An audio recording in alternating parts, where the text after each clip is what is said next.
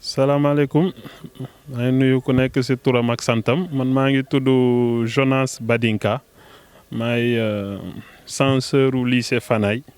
depuis daaw ren mooy sama ñaareelu at fii ci dëkk bi fii ci lycée bi. donc en tant que jàngalekat loo constaté ci élèves yi. bon li ma constaté mooy un peu li ñuy constaté fépp comme partout ci biir réew mi. élèves yi moom y a toujours ñaari catégorie ñii di góorgóorlu voilà di def lépp pour avancer pour am ay bons résultats loolu tam gis nañ ko ci résultats yi parce que bi ñu defee conseil des classes second semestre bi gis nañ ni am na élèves yu bëri yoo xamante ne moyenne bi ñu am deuxième semestre bi moo ëpp moyenne bi ñu amoon premier semestre donc ñoom jot nañu góorgóorlu ci diggante bi mais tamit am na groupe boo xamante ne ñoom dañuy fo. Voilà, premier semestre, voilà, moyenne inférieure à 8 par exemple, deuxième semestre, nga nekkaat toujours ci moyenne boobu wala ñi nga xam ni premier semestre deuxième semestre bi moyenne bi ñu amoon premier semestre moo ko ëpp fuuf donc ñoom deuxième semestre dañoo foo lu bëri am na ces cas yoo xam dañoo foo ba à tel point que dañoo mujjee redoubler wala ñenn ñi sax ba ñu dàq leen waaw loolu moom laa constaté mais am na si ñoo xamante ne quand même ñooy indi satisfaction kontaan nañu bu baax ci seen liggéey. Voilà ñu ngi ñaan rek mu yokk quoi. D'accord am na solo donc yan jafe-jafe ngeen gën a am fii ci lycée bi ak lan ngeen di ñaax nit ñi. Côté bon avant di wax ci waxu jafe-jafe yi d'abord damay wax ci dëkkuwaay bi ci doxalin bi ak yooyu réalisation yi. Déjà suñu mbokk correcteurs yi ñëw ren même ñu ñëwoon daaw ñëw fekk ñu fii lu ñuy njëkk a wax mooy censeur yéen am ngeen lycée bu rafet waaw donc ñu ciy gërëm ñëpp ñi ci dugal seen loxo ba ñu mun a am lycée bi nii am lépp li fi nekk ñu ngi leen di gërëm bu baax a baax di leen di sant léegi pour ñëw ci jafe-jafe yi moom fu nekk moom jafe-jafe am na fa premier jafe-jafe bi ñu am fii nii mooy salle de classe yi doyuñu. Parce que benn bâtiment lañ am bu am 8 salles de classe te daaw comme ren jii ñu ngi ci 12 classes donc 12 classes pour 8 salles donc il y a 4 classes yoo xamante ne ñoom amuñu salle bu ñuy defee cours salle fixe. loolu tam moo tax deuxième problème bi moo tax ba salle informatique bi finalement doxul alors que tam bëggoon nañ mu dox. parce que finalement 12 salles yooyu ñoom fu ñu nekk ndax 8 salles de classe moo fi nekk 12 yooyu fan ngeen koy amee.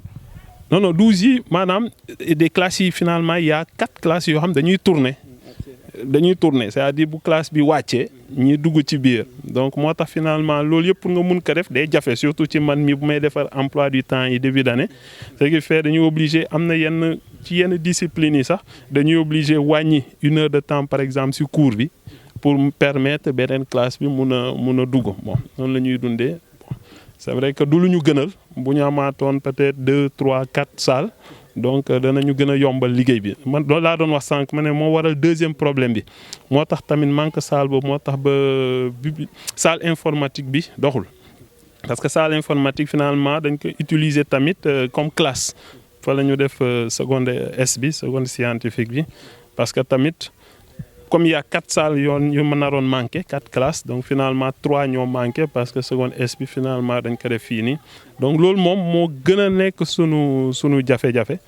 bon yeneen yi bon ay jafe-jafe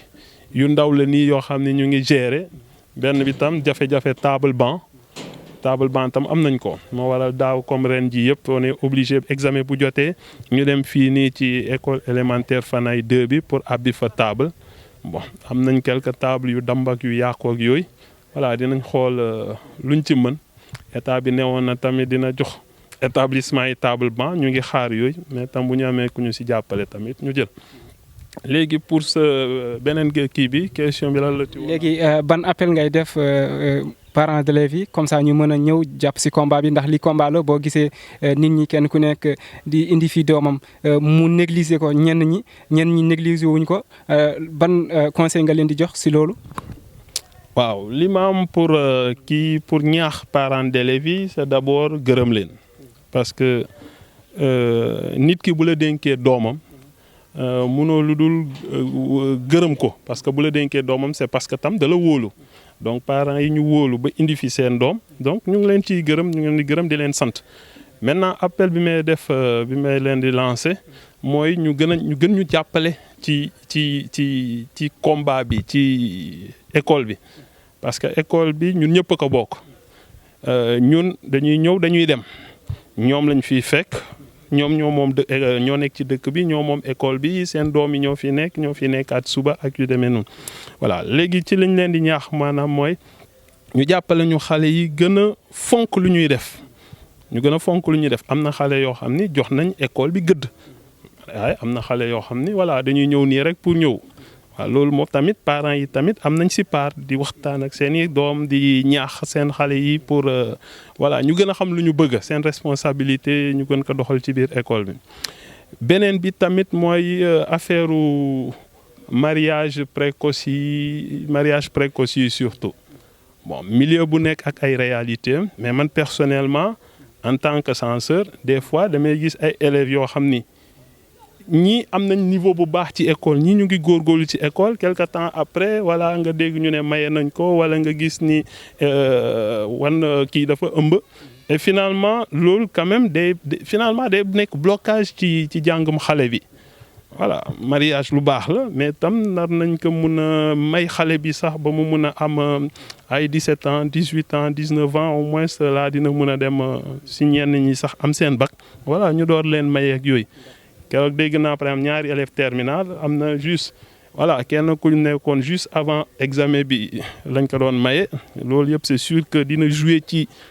xalaatu xale bi même pour mu concentrer pour bac bi am kenn koo xam ne ci biir bac bi lañ ma ne woon lañ koy maye donc yooyu yëpp ñun en tant que administration loolu mënuñu ci dara waaye neexuñu gënaluñu bu desoon si ñun peut-être parents yi mënoon nañ ko bàyyi ba examen bi jàll voilà ñu dooree jublu ci mbiram maye bi ak yooyu. waaw loolu mooy deuxième bi may ñaax kii beneen bi moom pour xale yi la ñaax surtout xale yi ñii nar a dem classe d'examen passé surtout ñi nar a dem terminal voilà bu ñu passé tout leur temps ñi nekkoon première ren nar a dem terminal bu ñu passé tout leur temps di foo rek voilà mun nañu foo mais bu ñu demee ba école di waaj a ubbi mois septembre ñu commencé ñi mën a def cours de vacances ñi mënul def cours de vacances tam ñu commencé révision yi parce que bac année prochaine bu ñu naree def bac heure yi lañ koy waajal ci biir vacances yi mais pas ñu toog ba heure boobu door si jublu voilà loolu laa amoon pour dénkaane jërëjëf. am na solo. parents d'élèves ji ba nga nanda hoorema woni président parents d'élèves ji Seydou Dia noon ma en kokkumbo konngol maw yewtude banndiraaɓe kadi o yewtan men holko woni ɗo. merci monsieur Dia na salmitaam en calmini denndaangal yeeɓooɓe Ayawo Fanaye TV en beltiniima kadi Ama Thiés e équipe mum wonon ñaaganaade mon moƴƴere hannde o alarba waɗen ɗo e lycée enseignement général mo Fanaye pour tawtoreede délibération woni premier tour bac 2021 gila alkames fuɗɗi alhamdulillah billahi min ngari hannde enseignant ji ɗi correcteur uji nen nder mbaɗa réunion soɓe ngayni ɓooyata ɓe dokkira résultat ji ɗi ganden dañɓe ɓe premier tour min gandu kadi dañɓe deuxiéme tour e premier tour woɗɗodira hen donc altine fuɗɗitto e nder sénégal foof donc idi fof eɗen ñagono Allah moƴƴere wiyete dendagal communauté éducative jangguinoɓe e jibinaɓeɓe gonɗen ɗo noon koye terɗe parents d'élèves en oɗo ko Hamdine Ly ɓurɗo andirde Seydou Bandel kañum woni chargé des finances affaire ngaalu monsieur Amassi Thiam kañum woni gestionnaire kañum neɗɗo dariɗo Bassirou Anne aussi ko tergal hen Ama Ndiaye Diar nanɗa Essam o suusa écran kanko en ja kanko woni vice président e kadi woɗɓe Amadou Fédior en Fati Fédior en Ramata Ba en Alassane Ly Banna en ya Allah Amassi Dior Mamadou Fédior en Fama Niang Fandaraw Sall ɓeɗo foof koye terɗe ɗe jeeya somi jumani donc Alsine Diallo ɓe foof koye terɗe APE jeeya worɓe vraiment rewɓe dariɓe pour Amassi Dior maali ɗum dariɓe pour ɓamtare jangde ɗo e lycée o kadi yettude Allah wonɓe ganduɗa ko noon dardi collége teng noon kadi e wonɓe e bureau o wadde vraiment ko hadante banggue éducation ko noon Fanaye yarata noon wuuro yarata kono eɗen beltano ko vraiment wonɓe caggalliɗe mbawa wasde yetteɓe saabu sen gaari ha ɗo e lycée o alay saago duttanɓe teddugal saabu oɗo lycée eɗen gandi kamɓe tambi ɗum ha heeɓi ɗo yanti kadi wonno ɓeeɗo duwuuji mumen e darnde mumen seeɗa mumen wof addi laamu mumen lamɗam mum vraiment han dañɗen ko dañɗen ko yettude Allah ɗum noon ñaagono sukaaɓe kadi yo mbaɗ mérité on ɗon confiance e dutto teddungal jibinaaɓe par ce que dutto teddungal jibinaaɓe ko janngude ɓenna sabu jangde hannde ene teddi donc hannde mbiɗen ɗen ɗo e lycée o pour vraiment délibération premier tour eɗen ñaago vraiment yen dañto ɓurɗo mo dañɗen rawane par ce que dañi 50,5% rawane jiɗɗen ko yaarude yeeso kadi weltade par ce que hikka hitande nde o ko hitande jaam yaɓere ene waɗi deƴere ala grève wona enseignant ji wona élève donc vraiment ko yettude Allah ɗum kadi koye nafoore jangde jeeya kadi temps corona gonɗen eɗen ñaago Allah yo Allah duñcanen oɗo refi kadi yimɓe tinnu mbaɗa respecté les mesures barrières mbiyaɗi woni masque uji ɗi soɗade nde woɗɗodirde nde ustude nde dente ɗe ɗum hannde kala neɗɗo ne foti darnade ɗum hoore mum e ɓesgu mum e renndo ngo kadi lycée oɗo yarate ɗo APE min mbeɗa yettaɓe sabu kala darde eɓe daari pour éducation yaara yeeso kala ndoɓe cohla eɓe ngara ɗum noon ko ɗum ɗon woni nafoore nde kadi ɗo e lycée o timmani lycée o hannde eɗen jogui 11 cours te jogui ɗen kalsuji 7 firti ene manki eɗen ñaago yimɓe gaddu ballal gasani te jangde ko mbiya ko n'a pas de prix mais à un coût APE hannde programme men ɗo ko yiddima hade salle de classe en puɗɗima e seeɗa mo dañten o mo jubbanɗen o en muuli hen toon en gaddi hen leydi jiɗɗen ko ɗo e mbo wuurte beele men dañ goɗɗum ma hen salle de classe hakke doole men heddi ko eɗen ñaagui ballal laamu ngu yo yimɓe ballodir beele men dañ salle uji goɗɗi sabu normalement bloc goɗɗo poɗɗo no daña ɗo so dañama tan woni lycée o waɗi complet caggal ɗum en tant que ka parent d'élève won caɗele ɓurɗon ɗo teskade woni holɗe en he LVB taw koye jangguinoɓe LVB hakkude mabɓe saabu hakkude gondigal ina heewi caɗele ina heewi yeewu hay ni saaha hol caɗele ɓurɗon teskade hen won tum eyyi merci monsieur Dia namdal man waɗi fayida woni caɗele ɗe caɗele mbasta wonde on aussi par ce que rendo koye caɗele wondi kono yettudal noon caɗele kam so Allah kewani ɗo caɗele men ɓurɗo wonde caɗele ɗo ko caɗele manquede salle de classe caɗele ɓurɗen dañde ɗo ko salle informatique mo ganduɗa hande tolden ɗo e jamanu technologie les nouvelles technologies de l'information et de communication jangde informatique hen jeeya hande o salle de classe ponnoɗo wadde servir nafde informatique on salle de classe on ɗon ko natti wonde informatique ko woni salle de classe ene jangge physique donc ɗum ɗon déjà ko ɗum manquement deuxièmement bibliothèque woni deftordu ndu aɗa bibliothèque hande jangde ko wittu ko defte ko janggude koye pinal jeeya bibliothèque o e salle informatique o kañum wonduno kono hande o salle informatique o koko waɗa supprimé ordinateur ɗi mofta e nder magasin te koko bonat par ce que chaque année refa ko fonno waɗe réflexion entretenir gueɗe goɗɗe donc so wi ala deftordu woni bibliothèque salle informatique waɗama transformé en salle physique ɗum ɗon ko ɗum manquement kadi fana waɗi ko wawi eɗen ballo laamu ngu beele ma han men vraiment bloc goɗɗo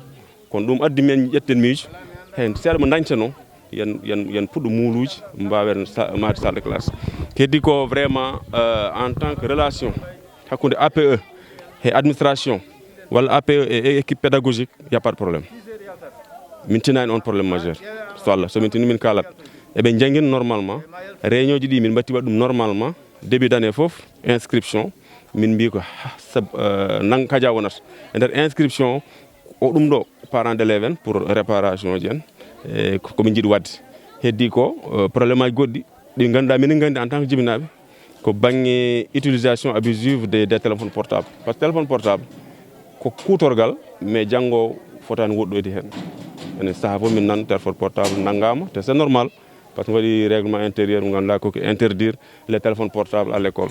téléphone portable woni sa tiimi hen jangde ma mankat donc ƴettu temps mo fo waɗe portable walla temps mo fo waɗe téléphone hande jomumen gandata neɗen tinno wasde dañde kono noon en général Allah wallata kanko tinniɗo wadde jangde nde banggue téléphone portable o ɗum saaha fof minen nana téléphone jaggama ko nandi hen heddi ko ko retard uji ɗi saaha jomum poɗɗa arde law taw boom ɗo koɗɗa tarda mbiɗa ƴettoy billet walla nandi hen won gaɗa mbaɗa intervention kono à chaque fois somin mbaɗi intervenir jangguinoɓe ene pammin goppa sukaɓe ɓe jawta kadi so Allah vraiment minen jetti saabu collaboration hakkude parents d'élèves en e enseignant ɗi y a pas de problème kadi hitande hikka nde guila rawane min pewdino min mbi lycée o yo wano lycée ji moderne mbayni won cukalel fof janggoyel yo jogo ko wiyete ko blouse aji dañama te ko weli ko hen kadi ko sukaɓe men tayreɓe men jibinande fanay kañum men ƴetti marché o ñooti ɗum no waɗi fayida sa yi vraiment a weltoto hen ɗum noon en ñaago aussi yooɓe continue hen par ce que kalis ponnoɗo yaade o woɗɓe haaɗi koye mabɓe c'est un bon marché janggo e jaam so collège sohli walla lycée ji goɗɗi sohli walla école aji goɗɗi sohli walla case des tout petit sohli ma waɗe ɗo won donc transfert de technologie ɗo waɗa ɗum ko avancé eɗen jettala aussi en dañi wifi internet ɗum dañama ɗo en dañi courant Senelec taw ko laamu yoɓata ɗum ɗon fof ballal Allah ballal darde APE administration proviseur Ndiaye censeur en vraiment ɗum waɗi ko daña hen koye vraiment eɗen mbaɗi remercier aussi waɗɓe juuɗe poche ballita ñalawma sabu séjour o gargol enseignant ɗi ɗum weeɓani sa jaɓɓima ken won yimɓe nogas ɗo ñallat ɗo mbalata hirande bottari e kaccari no ɓandiri so soɓe o gandi hen e camɓe donc ko moyen ɗum namni ɗum ha gasani noon par ce que ɗo joni min mbaɗi 7 jours emin keddira 7 jours saabu hikka examen o philosophie watten anticipé waɗe jooɗe ha dawal examen o fuɗɗo hikka philosophie o kañum waɗa enchaîné premier jour wadde koko juuti deuxièmement hande sen dartini premier tour balɗe 4 jangde ala kono hoɓɓe nan ɗo so ɓamti ce qui est sûr et certain so tardi ha tardi alarba hande o so arti nden résultat deuxième tour tortirte ɗum waɗi ko ɗum erago yimɓe yo gaddu affaire o weeɓani keeso to fuɗɗima tampude kono koɗo ma yiiɗa andu joote ma financier nen ɗo monsieur Ly kañum woni chargé des finances o bandi kala ken yoɓe kanko ko minen waddat ɗum kono minen eero yimɓe so nani min jawani temedere min jawani temedde ɗiɗi par ce que hoɓɓe nan ɗo ha alarba arta te koɗo ma sari mbaɗa ko teddin ɗum rawani faade hikka collège et lycée tinnima min coodi matelaji sabu ko ɗum caɗele wonno goho aluɓata galle ɗo jomumen jippi par ce que neɗɗo wawa arde woni koɗo fina dawa e jangguinde ɓi taw ala ɗo wawi en ngala hôtel aji en ngala haydara wadde luɓoto galleji ɓe gona hen mbaɗa hen ndiyam so ala ndiyam mbaɗa hen courant ñamde yarde ɗum koko rewdiri tan donc ɗum waɗi min ñaagui yimɓe yo ɓeydo wadde participer e ko yahata ko banggue financement o yo yimɓe tinno henete ha hande min jawani min gañani maaro min gañani dewlin min gañani kalis franchement ko ɗum wonno hen wona obligation mais won ganduɗa won tan no foti yodirde quoi donc ɗum wonno ko potminomi ko jinnomi haalde hen ko heddi ko wiɗelɓe ɓe woni waɗoɓe examen he mbaɗani ɓe foof yoɓe tinno e kayitaji juddu saabu kayit juddu wona seeɗa d' abord puɗɗorɗen ko jibinaɓeɓe kayit juddu so neɗɗo ala ɗum ko porɗa ko foof sa reena carrière ma boni saabu juddu o il faut ko rewa lawol waɗa trace ha jottoɗa ɗo jottoɗa ɗum eɗen teski sukaɓe nan ɗo goni des meilleurs élèves mbawa wadde fréquenté won école aji d' excellence par ce que ngala état civil normal fuɗɗorto ko ɓi so jibinama mbaɗna ɗum certificat d' accouchement jaaha mairie pewna ɗum kayit juddu à temps wona déclaration à la naissance woni kayit mo ganduɗa tun wona hay seeɗa par ce que sa waɗna ɗum ha won happu il faut ko mbaɗa ko wiyete ko jugement te jugement won école aji jaɓani ɗum won élève dañi ɗo presque moyenne 15 17 18 kono mbawa wadde Mariama Ba école Mariama Ba école d' excellence mbawa wadde Prytanée militaire mbawa wadde école gonɗo Diourbel ɓen ƴettata ko kayit laaɓa par ce que jugement laaɓani aɗa wawi jibinede hikka mbaɗoya jugement mbo wuuri donc ɓen ƴetta ko jugement won concours aji awa ɗum wawi wadde donc jibinaɓe ɓe min ertomi so ɓi jibinama lillahi wa rasuli dara ɗum kayit juddu mofta ɗum moftogol moƴƴol so dañi 5 ans 6 ans daña ɗum carte d' identité mofta ɗum par ce que ɗo joni guila rawane kala dañnoɗo bac o ko diplôme direct original o keɓɗa nden bom eɓe tottanno ko wiyete ko attestation de bac mbeɗa wawi ƴettande yimɓe mi waɗa procuration mi yaha ɓe tottami foof mi ara mi totta jomum mais rawane ɓe mbi à partir de maintenant ɓaade bac o admis au premier groupe donc admis d'office hein oui. Numéro 118 208 Amadou Tidiane Kane mention assez bien lycée de Fanaye 118 203 Ibrahima Diagne, mention assez bien, lycée de Fanaye. 118 207 Djibika, mention passable, lycée de Fanaye. 118 210 Adama Niang, mention passable, lycée de Fanaye. 118 214 Mamadou Sy, mention passable, lycée de Fanaye. 118 218 Ibrahima Thiaw, mention passable, lycée de Fanaye, fin de liste. Pour les admissibles en série S2, nous avons le numéro de table 118 211 Awa Niang, lycée de Fanaye.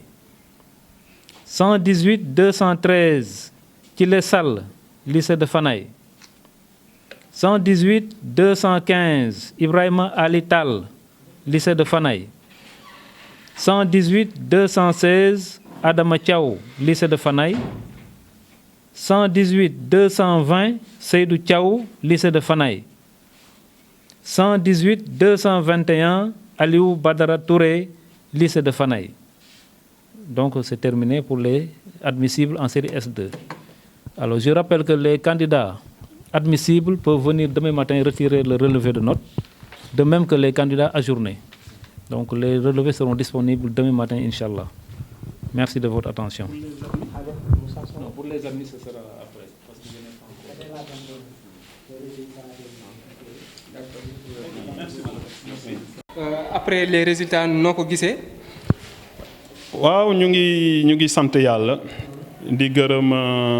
prof yi ñëwoon jury bi président de jury bi ak prof yëpp dañ leen fi yónni woon pour mission def nañ seen mission bi ni mu waree. C'est vrai que nag metti woon na ci élèves yi xaar bi bon depuis 6 heures lañ leen wax waaye daanaka 7h30 le résultat yi génn même ñun ñi sax sonn woon nañ ci xaar nañ waaye loolu yëpp bon yàlla noonu la ko bëggee jël nañ ko noonu. léegi résultat yi bon gis nañ ni bon mënoon na gën a baax mënoon na gën a bon tamit waaw ñu ngi koy sante yàlla parce que centre bi amoon nañ 67 candidats L prime 10 ñoo jàll d'office 27 dem deuxième tour waaye am nañ ci benn mention assez bien donc ci lycée bi la loolu tam ñu ngi koy sante yàlla. série L2 109 la ñu woon 12 ñoo jàll d'office ci 12 yooyu am nañ ci ñaari mention yoo xamante ne assez bien la am na 42 yuy dem deuxième tour. série S2 21 ñoo composé woon 6 ñoo jàll d'office 6 yooyu am na ñaari mention assez bien 6 ñooy dem deuxième tour. donc au total 28 ci centre bi yëpp il y a 197 candidats ci centre bi yëpp 28 élèves ñoo jàll d'office avec 5 mentions assez bien 75 ñooy dem deuxième tour. waaw donc bu ñu boolee 75 bi ak 28 bi bon dinañ dépasser tuuti 50%. waaw donc ñuy ñaan rek ñii di dem deuxième tour ñu gën a préparé wu dinañ am jot léegi suba président nee na leen suba ñu ñëw jël ci seen relevé bu ñu jël see seen relevé ñu concentré wu xool def bu baax pour choix yi du ça sera ñaari discipline dominante benn non dominante du question nga ñëw jël discipline bu la neex da ngay xool fan nga mën a am des points yu ëpp li nga amoon premier tour parce que instant yi da ngay combler points yi nga manqué le donc bu ñu ñëwee tam mun nañu xool ci prof yi wala ci mag yi wala ci ñu leen si mun a jàppale tam pour ñu mën a def choix bi ñëw déposer. dinañ am jot tamit parce que comme dernier délai kii vendredi la bon xamaguñu début datu deuxième tour mais au moins dinañ am ay 3 jours 4 jours yoo xam ne dinañ mun a concentré wu waaw ku ñëw ba fii xëy na bëggoon nga jàll d'office yàlla dogalu ko mais yàlla bu la mayee wërsëg nga mun a dem deuxième tour da nga ci nar a jàpp ak sa ñaari loxo nga concentré wu ñett wala ñeenti fan yi nga góorgóorlu bu baax pour résultat yi baax. waaw ñuy profité ci loolu tamit pour gërëm waajur yi surtout waa APE yi ñu taxaw depuis avant même bac bi di commencer depuis bac bi ba léegi ñu ngi fii di ñu taxawu prof yi ñëw tam pour examen bi mun a jaar yoon di leen gërëm bu baax ci seen taxawaay. continuer di ñaax yeneen parents yëpp ku nekk jàpp si parce que mbir mi ñun ñëpp a ko moom ñoo ko bokk bu baaxee ñun ñëpp a ci kontaan bu bonee tamit ñun ñëpp a si ñàkk voilà jërëjëf. Après les résultats qui sont tombés, ça ne vous a pas surpris? Bon Bon, je ne dirais pas que je suis surpris. C'est vrai que d'une part, je m'attendais à plus que ça. J'ai eu quand même une petite déception en L2 avec Aminata Ndiaye. Voilà, nous tous, on s'attendait à ce qu'elle obtienne la mention en L2. Malheureusement, elle est passée d'office, mais sans mention. Donc ça, c'est quand même quelque chose. Moi, personnellement, ça me fait un peu mal. Mais quand même, on n'est pas très surpris. C'est vrai, notre objectif au niveau du lycée, c'était 60%. L'année dernière, on était à 58%. Cette année, on s'était fixé comme objectif 60%. Mais tel que je vois ça, on ne pourra pas avoir 60%. Bon, peut-être on va dire que l'objectif n'est pas atteint. Vous n'avez pas fini de noter? Non, on n'a pas encore fini. Mais c'est-à-dire, si je fais le calcul des 28 qui sont passés d'office, plus les 75 qui vont au second tour, si tout le monde venait à passer, on n'aura pas 60%. Voilà, ce sera 54%. Et ça, c'est le centre. Donc, il faut enlever peut-être les candidats individuels. Donc, peut-être, nous, on peut se retrouver avec 50%. Bon, si on a 50%, parce que moi, je n'ai pas encore eu une grande connaissance des résultats au niveau national, mais paraît-il, les résultats qui sont sortis pour le moment au niveau national ne sont pas si fameux, pas favorables. Donc, quand même, si on arrive à avoir 50% avec la situation de cette année, avec les élèves qui nous sont venus de l'année dernière, de la première, qui avaient étudié juste un seul semestre, donc on ne peut que rendre grâce à Dieu. Bon, pour le moment, on n'est pas encore là-bas. On va encore lancer un appel aux élèves surtout qui vont au deuxième tour de se concentrer pour qu'on puisse avoir le maximum possible d'admis au second tour.